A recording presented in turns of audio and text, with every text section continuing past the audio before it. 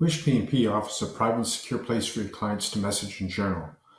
They have access to message and journal history even if their phone is taken, and it replaces insecure text messaging and keeps stuff private. Client messages can be responded to from any computer in your agency running Wish. It reduces the use of cell phones in your agency, and it's safer for staff. In Wish 3.7.04, we've added the capability to communicate with your client using SMS, small message service, otherwise known as text messaging. This is a neat new feature, and it has a lot of upsides over traditional text messaging, which we're going to discuss today. And it kind of starts, you can see here on the left-hand side of the screen, with this bubble over here that's got the yellow and red chat bubbles in it, and that's indicating that you've got unread text messages, and you can actually see that it's labeled that above with message. I'm going to come back to it. Basically, if you click on it, here's some unread text messages that you can deal with. I'm going to talk a bit more about that later. I'm going to show you how you get there. So first of all, to be able to activate that function in Wish, you need two things to have happen. You have to subscribe to our WISHPMP service, PMP standing for Private Message Portal service, and once you've done that, your IT personnel have to install a small applet or small program as a service onto your server itself. It takes about 5 or 10 minutes for them to do. It's pretty easy, but those have to take place. Once those two things have been done, as the administrator of the system, you need to set up a couple of operating principles. And they're done under here under the System Parameter Maintenance and the Client Text Tracking tab. The first thing is the agency code and the authorization code will be provided to you from our company, and that goes hand in hand with your subscription to the WISHPMP service. Once you've got those and you've entered that, next what you need to do is you need to set up a separate crisis call type code, which will track the statistics of text messaging that staff reply to. And that should usually be a separate crisis call type, but it's totally up to you. And also with that, you would usually type a phrase in this field here. And what these two things do hand in hand is whenever staff do reply to a text messaging through this screen here, it will automatically create a record in the calls and walk-ins log. And you can see here I was doing quite a bit of testing here a bit earlier, and so there's my crisis call type, and here is my generic phrase. So just to recap, if you were to leave this field blank, so if it looked like that, and your staff responded to a call, it would actually put in the notes the actual message that they replied with. So in most cases, probably you don't want that, and if that's the case, you would just give a generic message that you want to take its place in the crisis call log. Below that, there is the refresh interval. So that is how often do you want Wish to check for new text messages. So 1 minute is the minimum, and that's probably a little bit quick. I might suggest something a little bit longer, like maybe 2 or 3 minutes, and maybe as much as 5. It's totally up to you what you do. If you set this to 0, that will disable the checking for messages, which of course you probably don't want to do if you're using the service, because that will mean that you'll never know about new messages. So, 1 to 5 in here is probably a good range. This next one, create service log, is useful when you're first setting it up, or if you suspect that there's some issues with your connectivity, you can turn that on, and that will allow you, that will create a service log which will help troubleshooting any details like that. The last field down here pertains to whether or not you want text messages to be deleted from your system. So leaving this at 0 will actually retain all text messages indefinitely, and changing it to a value other than 0 will delete it that many days after the message is received. So for example, if I want to keep messages in my system for 30 days and then delete them, that's the entry that I will put in here. I'm just going to put that back to 0 here for our demo. Okay, so pretty simple. There's not too much stuff to set up in here. Once you've got this set up, you can connect known clients to be able to use the WISHPMP service. So basically, in here, when we have a client record, so let's say we take this Kim Thompson, on the address and miscellaneous field, there is this button down here called text messaging link setup. If I click in that, these are the criteria that I need to set up for a client. It's pretty simple. The client needs to have an email address, and you would type that in here. And I'll explain why in a few moments. Along with the email address, you also need to create a lock code. And lock codes are made up of between 4 to 6 digits, and the digits are numbered 1 to 5. So I've set Kim's lock code up to be 1212. And think of it like you might see on a suitcase where you get those little spin locks. So that's essentially the same idea, and that will be a little bit clearer why we have that. So these two, at a bare minimum, you need set up for a client to be connected to the WISHPMP service. The other two fields here, these two down here, are optional. And basically, this would be the cell phone number of the client where you want to send text to, if you want to send a text directly to her phone. Now, with the WISHPMP service, your client doesn't need to receive text messages on her phone to be able to access a message to you, and that'll become a little bit clearer a bit later. So often in a high-risk situation, you would not want to have text messages sent directly to the client's phone, and you would leave this blank. If it was not a high-risk situation, you would also enter the number of the client's cell phone in here. So let's say she if that was her cell phone number, that's what you would type in here. And whenever a message is sent to the client, it goes through the WISHPMP portal, and it also sends it to her cell phone. If she was going to text to you directly from her cell phone, you would also need this filled out. And then any text coming from this number, know that it's a text from Kim Thompson.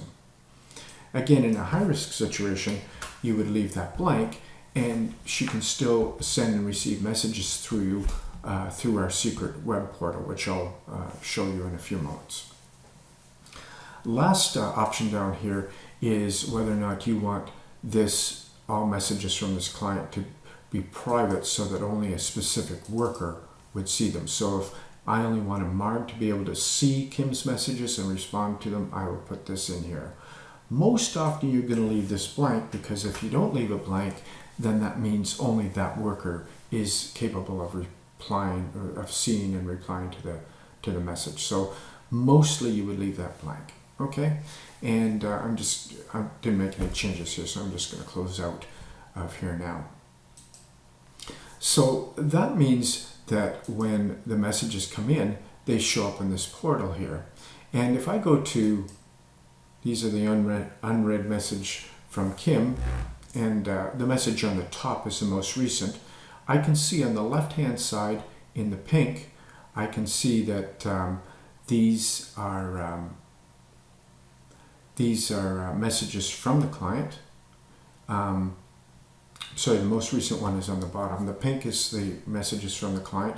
The yellow, or the right-hand side, is the responses from staff. So that's how our messages line up. If I want to reply to this message, I just simply click on the reply button, and I type the response that I want to put in here. I'll come back and do that in a moment. This one up here is a bit interesting. So this one, you notice it's not a name, it's a masked number. And basically that indicates that this is a text that we received from somebody that we do not have set up through the client workbook, with a connection through the client workbook. So otherwise known as an anonymous caller. And again, I can reply to these messages in here like that. Okay, so if I was to reply to Kim's message, for example, I would just type this in here, see you next week, and I would send that. So you can see how I have my message thread in here. Furthermore, you can filter by a specific client. You can also filter by date. Now that I've responded to Kim's message, you notice that she's no longer on my unread messages here. Anyway, that's the messaging portion within Wish. Now it dovetails, as I said, it will send a message back and forth specifically to that client. If you've set the client up to be able to go directly to the cell phone, it will also send it to her cell phone. But let me show you the web portal side of it. So basically, this is essentially a website, and I've kind of dummied it up here so you can see how it would look on a cell phone, assuming that they would use this on a cell phone. If it was a full site, it might look like this. So they can use it from a computer or the cell phone, it doesn't matter. They are both the exact same site, they function exactly the same. Actually, I'm going to use it on the bigger site, so it's a bit bigger here. And essentially what happens is, remember that email address? Well, the client logs in with that here. So this is a login code and a password which only your client knows. So your client, previous to all this, would have joined this website. And I blocked the name of this website out here because it's a public video, so I didn't want it really showing out here. But basically, after they've joined and they've joined with using their email address and their password, they would log in like this. So this is essentially, this is a website that has a ton of recipes on here. What's really cool is just as anybody can use it. They don't need to be a client, or anybody can go in and join this website. They can add their own recipes in here. They can mark their favorites. They can share recipes. So it's really kind of just a very useful utilitarian website that a lot of people would probably find useful. But if you remember that unlock code, on any recipe you can rate this recipe. So you can rate this with 5 stars if you want, and that's how you can do that. But remember that unlock code. So when a client is logged in, as we've logged in Kim here, they can go to the rate button, and instead of rating the recipe, they can type that code in. So remember, hers is 1, 2, 1, 2, and I click the vote button. And what it does now is it's opened up a secret portal. So here's the messaging, the same messaging, and here's the one that we just sent from Wish, see you next week. So here's her entire messaging history here. In addition to messaging, she can go in and record a journal entries. So these are just her private journals. Nobody in Wish can get this. This is just for her to keep documents and details. So she can type this in here, going for a job review. And she can add things to her journal. You notice as soon as she clicks that button, it goes back to a normal website. So very quickly it will remask itself. There is no back button. So if somebody clicks back, they cannot get to where she just was. The only way she can get back there is by going on, clicking any rate button on any recipe and typing in her secret code. So even if somebody had her login email and password, they still cannot get to the secret portal. And there's, you may recall, this journal entry. And if I go back to the photo tab, that's where the messages are held. And she can respond looking forward to it. She can respond to the Wish staff like that. Remember, she can also send these directly from her cell phone if you set that up that way as well. So now, once we've done that, that will appear inside of the Wish program. Usually takes, remember that refresh interval, it will take about a minute or so in the case of what I've set up here. But that's the secret web portal. So basically now, if we were to wait a minute, you'll find that we'll have a new message in here.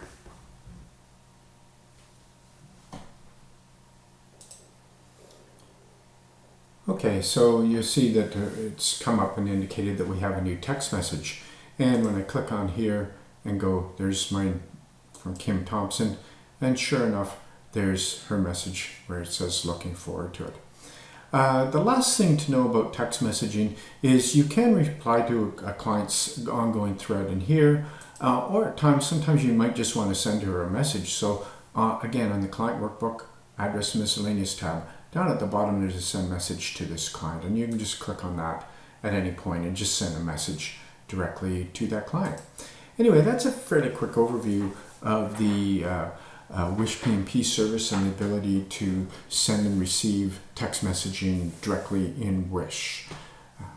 I hope you found that informative, and if you have any questions, just get in touch with me directly and I'll be happy to do a demo with you or discuss any other questions that you might have.